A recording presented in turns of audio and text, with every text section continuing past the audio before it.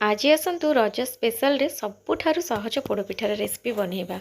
एटा तो मु कहबी जेते प्रकार पिठा अच्छी माने स्पेशली पोड़पिठा भितर सबुठारु सहज पोड़पिठा जदि कोटा होइतिबो ताहले एटा आ खाइबा पई मध्ये सेतिकी स्वादिष्ट। जेकोसी माने नुआ रोसैया भी नुआ जो माने भी रोसई करूचंदी किंबा कहबी रोसई भलसे जानि नांती से माने मध्ये ए पोड़पिठा को आराम से बनई पारिबे। तो आज मु बनाउची बिरी चाउल पोड़पिठा। बहुत ही सॉफ्ट बनिबो, एकदम नरम तुलतुलिया, बहुत बढ़िया लगे। आपड़ या रजरे बनईकी देखते समस्त घरे तो चाउल पोड़पिठा होता है ना तो बिरी चाउल पोड़पिठा। यहाँ आमर गोटे ऑथेंटिक पोड़पिठा सब वर्ष रजरे ये दुईटी पोड़पिठा निश्चय समस्त घरे होती। तेरे चलतु आज सठिक भाग माप सहित ये पोड़पिठार रेसिपीटी बनइबा। तो प्रथम ये आप देखिपे दुईटा जगह बिरी चाउल नहीं तो ये नहीं 2 कप चाउल आ 1 कप बिरी माने जेतिकी बिरी नेबे तार डबल होची चाउल। ताको भल भाव 7-8 घंटा पर्यंत भिजेकी रखिदबा।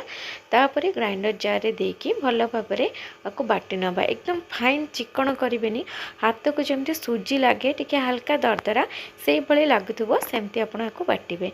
आ बेसी पानिया भी करेनि कारण एथिरे आमे जेतेबेले गुड़ ऐड करबा आर बैटरटा आउ टिके पानिया हो।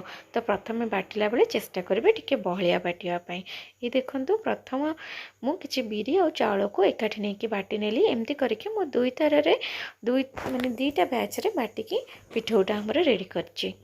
तो ये प्रथम बाटी नेली तापर ये सेकेंड थर देछि।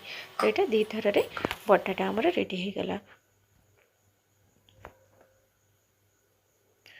तो ये बिरी चाउल आमर भल भाव बाटी हो जाइए। आप देखिपे केते सुखिला अच्छी आ स्लाइट हल्का टिके दरदरा रमती आम हाथ को सुजी लगे से भाया। तापर या आम भल भाव हाथ में टिके गोलैदबा। आमर ये ओडिया पिठापणा ना हाथ में गोलैले ही जेकोसी पिठा बढ़िया होता है। तो हाथ में भल भाव आपको फेंटीदबा। ये 2-3 मिनट पर्यंत आपको भलसे मिक्स करनबा। मिक्स करके ताको घोड़े की प्राय 4-5 घंटा रखीदबा। एबे तो खरा दिन चलती कई खरा गरम रे ये बैटरटा फुलवाई बेसी समय लगे। 4-5 घंटा रखीदेले ही ये रेडी हो। तो ये आमर बटाटा रेडी होगा को घोड़ी दबा। कम से कम 5 घंटा को छाड़दबा। 5 घंटा पर आप देखिपे तार घोड़नी पूरा उपरको आसी और बैटर आमर केमती फुली भल भाव मिक्स करदे। क्वांटिटी कमिज एवं फुली बोली अधिका देखा भल कि आम गोलैदेला सी आपे टिके कमिज भल कि मिसईदबा जमती बैटरटा पुणी माने पूरा नॉर्मल हो। गोटे डायरेक्शन में भल भाव फेंटीदेवे बैटरटा परफेक्ट रेडी हो। ये देखंतु बैटर आमर एकदम बढ़िया कि रेडी हो जाए। तो ये मुझे जो क्वांटिटी बैटर बनई ना ताको एका संगे कड़ाई रे न देकी मुझे भाग भाग करके आपको मु बेक करी कारण मुझे केक टिन ने बेक करी से आम डिवाइड करके बेक करवा 2 भाग रे एटा मु 2 थर पिठाटी बनइबी। तो ये आम बैटर दवाई किछि काजू को भाजी नवा प्रथमे। तो ये मुझे बड़ बड़ काजू नहीं जोटा को जिते बड़े आम पिठा रेडी करवा ऊपर सजावाई यूज करी से मुझे भाजी नहीं माने सुंदर देखा जावाई। आपड़ चाहिए सेमती कंचा भी दे पारे किसी असुविधा ना। तो ये काजूटा आमर बहुत बढ़िया कि गोटे कलर आसी बर्तमान काजू को आम बाहर कर नवा आउ से तेल किसी आम एमती नड़िया नहीं नवा एमती बड़ बड़ खंड काटिक नहीं नवा। आपको भी मु माने ऊपर सजावाई ही यूज करी। ये नड़िया भी हल्का टिके कलर चेंज होला पर्यंत आपको भाजवा। तो ये आमर देखो केते सुंदर कलर आसी नड़ियार आपको आम बाहर कर नवा।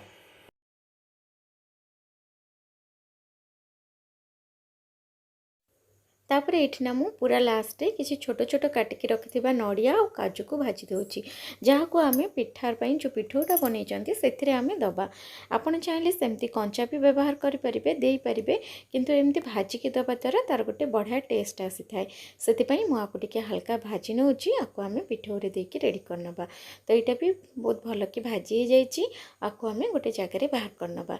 तापर ये पैन आम दबा किछि गुड़ जो हिसाब से आप मीठा खाइबे से हिसाब से गुड़र व्यवहार करेंगे।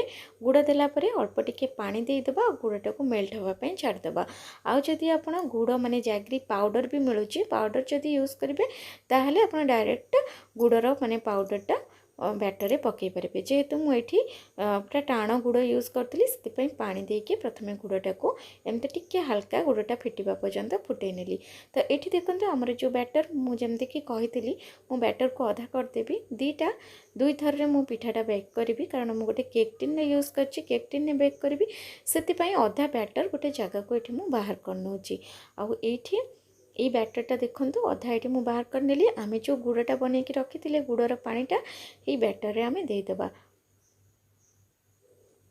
माने अधा बैटर पाई आपण जदि फुल बनाउचंती गोटे पिठा एकाथरे कड़ाई रे जदि पूरा बैटर रे बनाउ चाहउचंती बड़ पिठाटे से हिसाब रे आपण गुड़ व्यवहार करेंगे टी अधिका परिमाण गुड़ इतने देवे जेहेतु मु बैटरटा दी भाग रे भाग करके दीटा बनाऊँगी से मु बैटर हिसाब रे गुड़र व्यवहार करी बैटर को भल भाव में गुड़र पानी देकी भल भाव में ये मिसई देला देखो यार कंसिस्टेंसी केतिकी अच्छी यहाँ केते पानिया होगला एतिकी पानिया रहिले ही आमर पिठाटा पूरा बढ़िया कि नरम बनपर ये स्वाद अनुसार लुण देदेबा गुजराती और गोलमरिचर गुंड देबा किसी तेजपत्र दबा तापर आम जो भाजिकी रखी थे काजू आ नड़िया सेटा एथिरे देदेबा तापर आपको भल भाव में गोलई नबा। तो पिठापाई बैटर आमर रेडी हो जाइए माने गोटे पिठापाई आउरी भी बैटर अच्छी माने टोटल बैटर रे मु करिनी बैटर माने पिठोटा बाटी सारा पर दी भाग रे भाग करके मु छोट छोट पिठा बनईची। तापर ये देखो गोटे केक टिन नहीं जाइए आउ एथिरे आमे भल भाव में घी देके चारिआडे लगेदबा। जदि आपण पाखे बटर पेपर अच्छी सेटा यूज करेंगे देखिए बहुत आराम से बाहरी जीव ना भी एमती जदि घी देकी भी बाहर माने पिठाटा को भी बेक करेंगे ताहले भी आराम से बाहर जीव किसी असुविधा नहीं। मु किंतु ये ना बटर पेपर देनी कि कदली पत्र भी देनी एमती घी चारिआडे लगे कि पिठाटा को बेक करछि किसी असुविधा है आराम से बाहरी जीव। तो ये आमर केक टिन रेडी हो गला। तापर ये देखंतु बैटरटा मध्य मु एथिरे दे देली सब बैटर देला परे ऊपर जो आमर नड़िया और काजू को भाजिकी रखी थी सेटा टिके सजेवाई ये व्यवहार करनौची। तापर किसी काजू को भी दे देछि देखो केते सुंदर देखा एमती भाजिकी दबा द्वारा बहुत बढ़िया देखा जाए। तो ये आमर केक टिन रे ढालिकी संपूर्ण भाव में रेडी। तापर मो पूर्वर 10 मिनिट मीडियम फ्लेम रे एमती कड़ाई रे लुण देकी गोटे स्टैंड बसई देती प्री हिट हाँपाई। तापर आम जो पिठाटा रेडी कले सेटा देकी ऊपर ढांकुणी देदेबा एकदम लो फ्लेम रे आम यहाँ 45 मिनिट पर्यंत बेक करवा। तो 45 मिनिट हो गले आपड़ टे गोटे छुरी साहाय्य चेक करने जदि छुरीटा आमर क्लीन होकर बाहर ताहले जानिबे पिठाटा भीतर पर्यंत बहुत भल कि सीझी। ये देखो छुरीटा पूरा क्लीन हो जाए और ऊपर तो एमती देखिले ही जना पड़ जाए पिठाटा बहुत बढ़िया कि बेक हो जाए बोलिकी आ साइड रू आप देखिपे केते सुंदर छाड़ी जाइए माने आम जो घी देते टे अधिका घी देवा द्वारा छाड़ी जाइए प्राय ठंडा हो गलानी संपूर्ण रूपे किंतु ठंडा होला पर पिठाटी को काढ़े कारण ये पिठाटा आम जी बिरीर परिमाण देचे पिठाटा बहुत नरम होता है से संपूर्ण ठंडा होला पर बाहर करेंगे। ये टिके नाकु पिठाटा तले लगिगला आप देखिपे ना तो बहुत सुंदर कि बाहरी।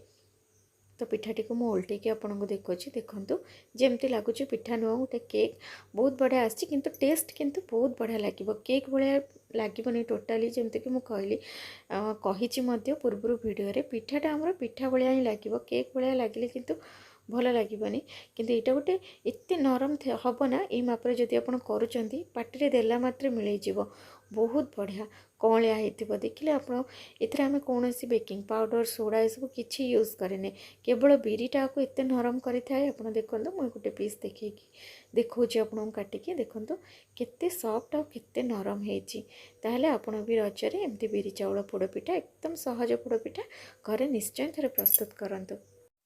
ताहले आपण भी थरे एमती बिरी चाउल पोड़पिठा घरे बनईकी देखूँ एथर रजरे।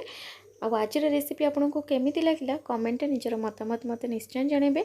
भल लगे गोटे सब्सक्राइब करने सहित गोटे शेयर करने को भूलें। ताहले नेक्स्ट गोटे वीडियो रे आपण मानक सहित पुणी थरे देखा हबो।